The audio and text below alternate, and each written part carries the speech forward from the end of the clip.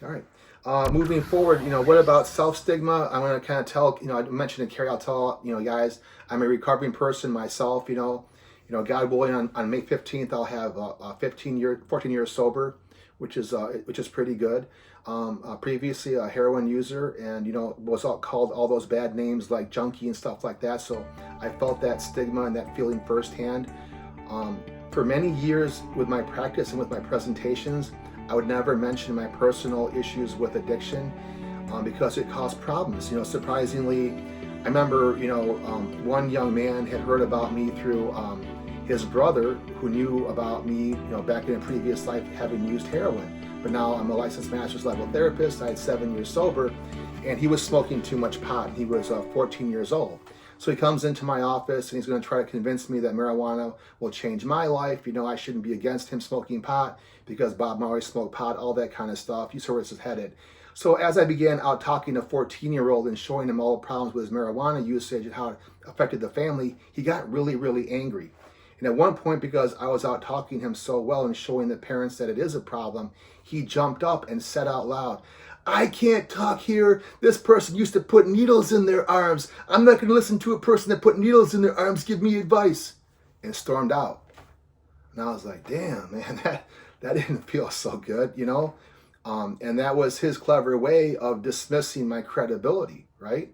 But the person that stood before them had, many, many years sober, and that was a different life. But you see how powerful that stigma was, how he's able to pull that out on me and use that against me to take away my credibility. I'll give you another example. A young man called me for help. He was using heroin, and he's from a wealthy family, but he had just got out of treatment. He'd fallen back into the same trap again. He goes, "Well, before I meet with you, I want to ask you a few questions, And he goes, "Are you one of those drug counselors that I can't do anything else because you got the previous bunch of felonies?" And I'm like, "No."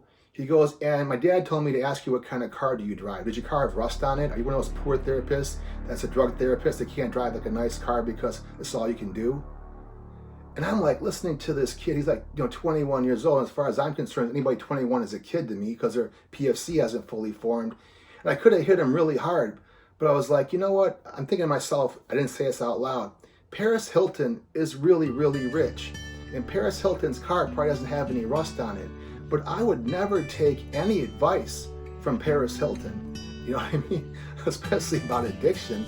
So my thought process was like, where is this coming from? This stigma and this attitude, I have to have a certain kind of car to be your therapist.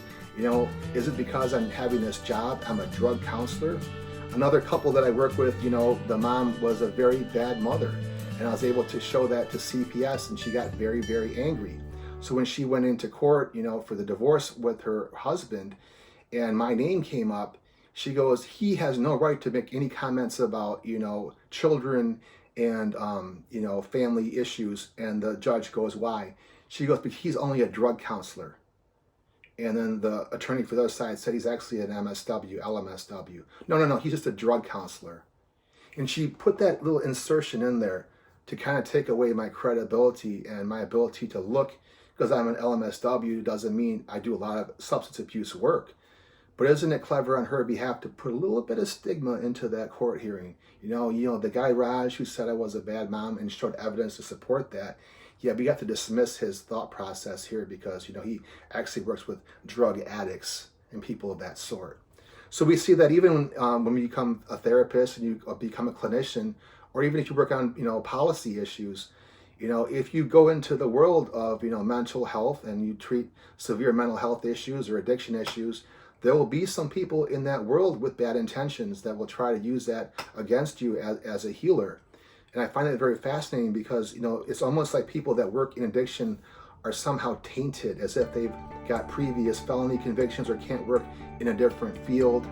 And I find that very, very frustrating. Is that helpful, that concept? Was that making sense? The way of dismissing the therapist by using the drug work and all that kind of stuff against them? Okay, all right. That is helpful, and I have a question for you. Sure. And I'm going to be a student in the fall, so I'm not sure if other people, hopefully I'm not bringing up a subject that's already been discussed for the other students right now. Right. But how exactly do you deal with your own emotions about that? I mean, because that could I can definitely see how that'd be frustrating at times, maybe offensive, even though you know that you're there to help them. So Yeah. I'm just curious how you like create your own boundaries for yourself emotionally. Yeah. No, that's an excellent question. Like, how do you do that? I guess because I'll be very honest with you, speaking about my own experiences. I have PTSD. I've seen really, really bad things happen to people. And in some weird way, I'm desensitized. So when I do like interventions and somebody's MFing me like that, or someone says he stuck a needle in his arms, in that moment, my heart rate doesn't change. I'm unfazed. I'm, basically like a machine. But 24 hours later, I feel it. So the answer to your question is, in that moment, because of all things I've been through, it doesn't faze me at all. But 24 hours later, when I get a chance to really hear that, and then the messages of my past begin to kick back up in to my mind, then it becomes much more painful. But excellent question. But I guess the answer to your question is, I compartmentalize that. I'm there to do a job. I'm like a boxer in a boxing ring. When you get hit really hard, you just keep moving forward. And I kind of use that mentality. But yeah, does it hurt? Absolutely. I've heard some things from some people that were absolutely hurtful and mean-spirited.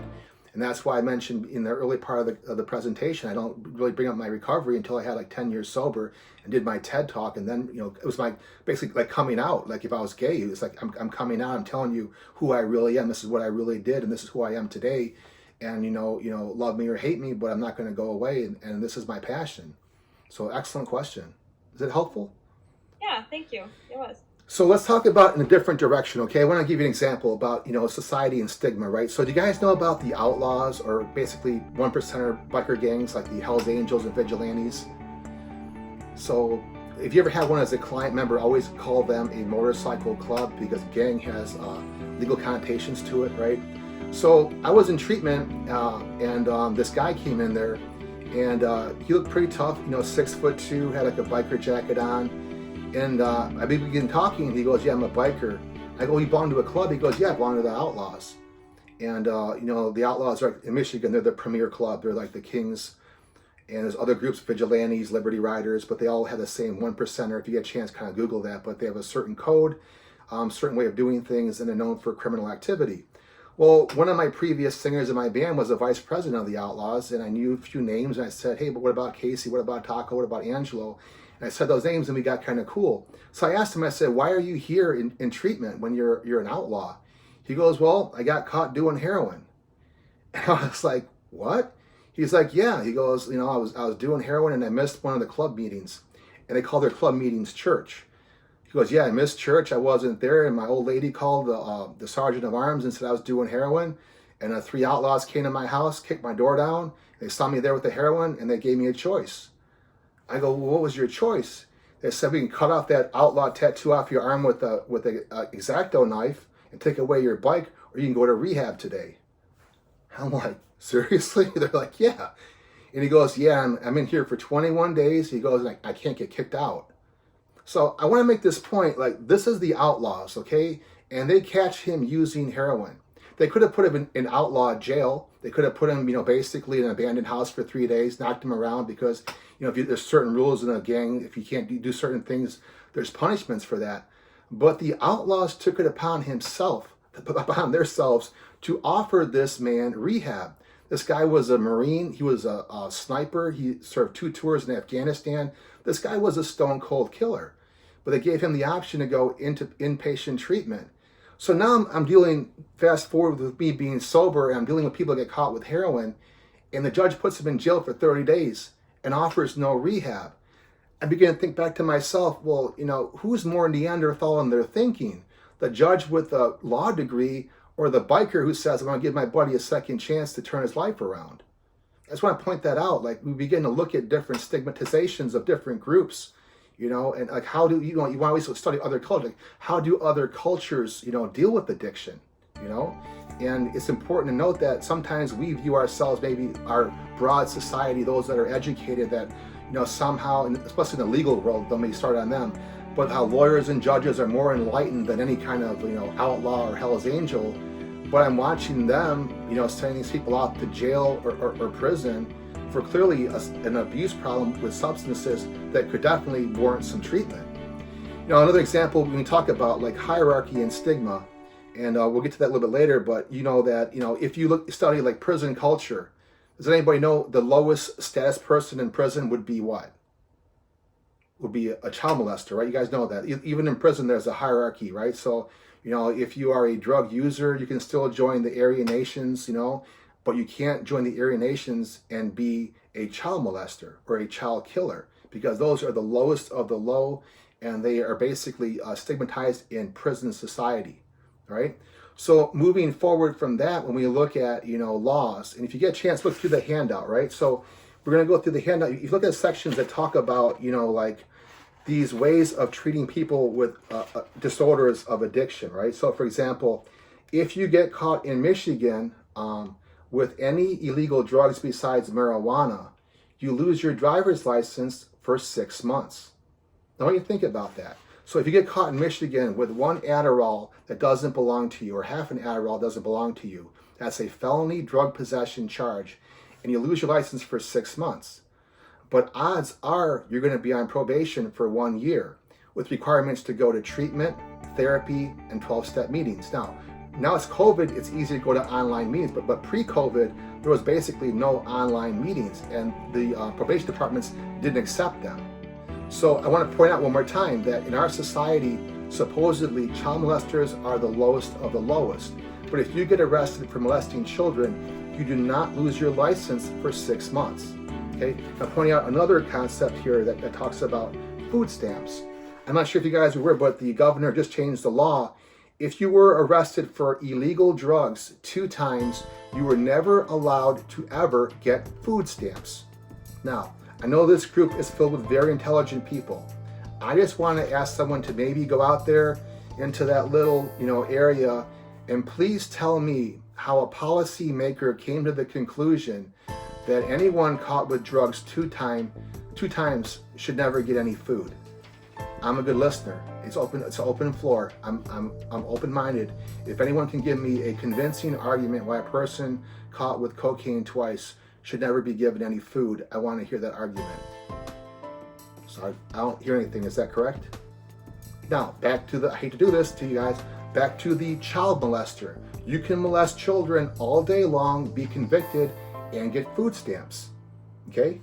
And it's also very interesting, if you get caught with drugs that are illegal besides marijuana, you can't get student loans. Now, the laws have changed a little bit, but at least 5 years ago, there was no student loans, government loans at all, if you ever got caught with illegal drugs. Okay? However, I apologize for doing this, if you were a convicted child molester and left prison, you could get a student loan to go to school. That's interesting, right? And so we begin to look at how we stigmatize people with a substance abuse or use disorder. Isn't it interesting that supposedly in our society, there should be a hierarchy of, who is really bad, who is like somewhat bad, and who is like relatively bad. And that seems to really show, like if someone ever tells you, well, there's no stigma against addicts, that's all an illusion. I can show you specific laws that are all in your PDF handout. You can go to the links and then proving the point. And at some point, you got to ask yourself the question, why do policymakers, why do the really intelligent people with legal degrees go out of their way to make it so difficult for someone that uses drugs to get help? Ties in even deeper. I'm not sure if you guys know, but there's welfare laws that require passing a drug test, right? So many states, and I listed them in the handout here, specifically, Virginia, Michigan, I'm sure still has that law, Alabama, Mississippi, Kansas, North Carolina. I know Florida was trying to do it for a while, Missouri.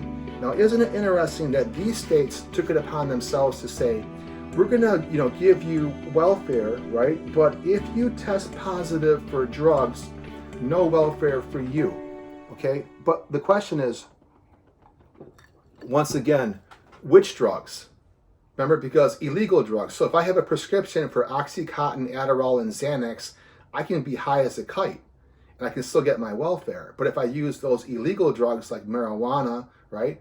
Or if I use, cocaine, or if I use heroin, now I can't qualify for food stamps. So people that are privileged, that have a really good crooked doctor, can really enjoy themselves and be high as a kite and have no consequences. And those of us that don't have access to those great crooked doctors or don't have the money to pay for them can fall into this trap to get no welfare.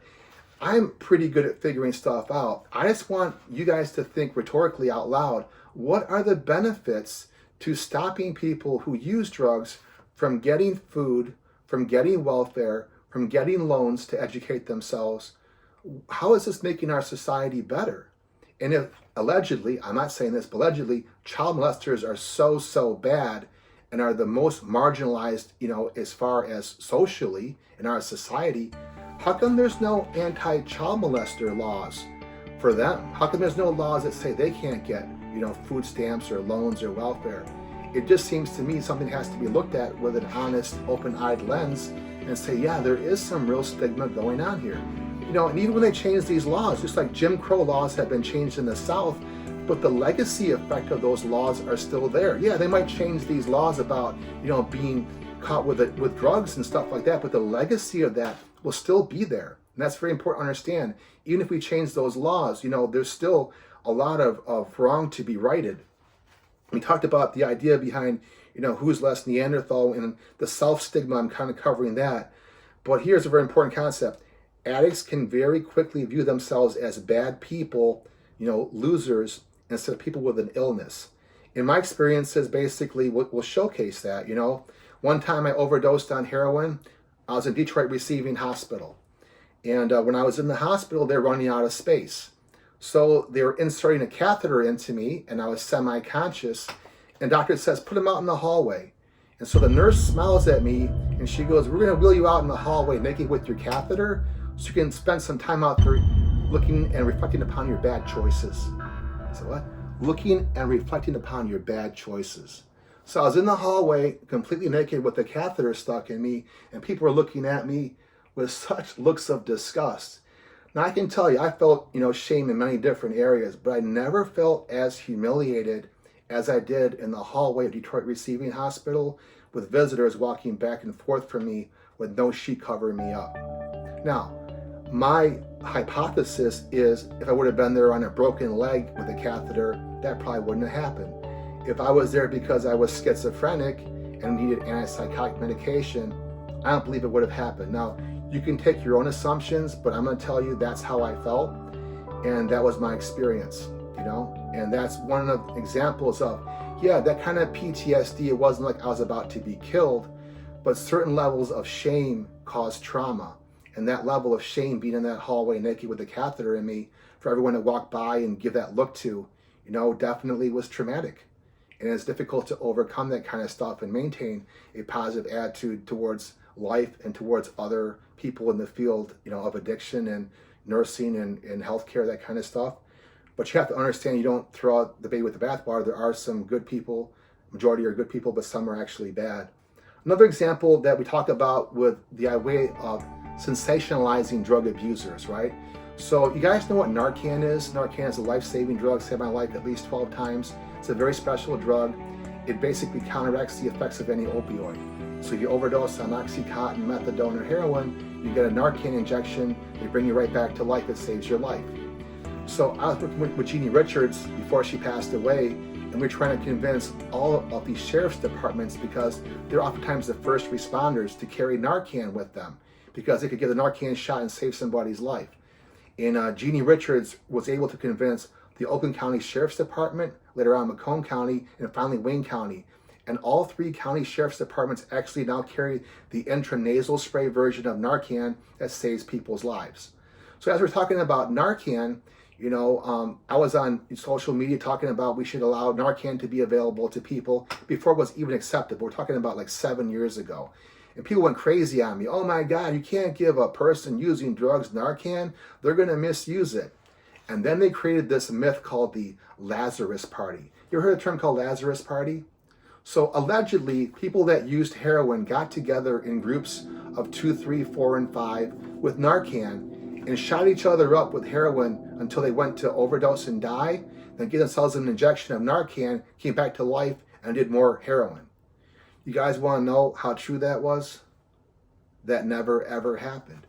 But by sensationalizing that and making that a thing, I went to make a presentation at a high school, and a woman who called herself a drug expert was telling the kids about these Lazarus parties. And I'm like, they don't even exist. To give you an example, I was in a different hospital on an overdose, and I wasn't being very cooperative because I didn't want to be there. I wanted to get out of there. So the nurse came over to me and she smiled, and she said, "Here's the deal, honey." She goes, "I only gave you 5 milligrams of Narcan." She goes, "If you don't sit in this room and be quiet for 2 hours, I'm going to bang 10 milligrams of Narcan to that little bag right there, and you will shit yourself and vomit all over yourself and go into instant withdrawals." She goes, "Do we understand each other?"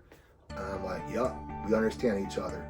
I didn't make a peep for 2 hours. So the point is, Narcan and Lazarus parties don't exist, because if you give somebody a shot of Narcan, you also put them into instant withdrawals, which is very, very unpleasant. So you see how even with drug usage, the idea behind sensationalizing this makes it more of the stigma being produced.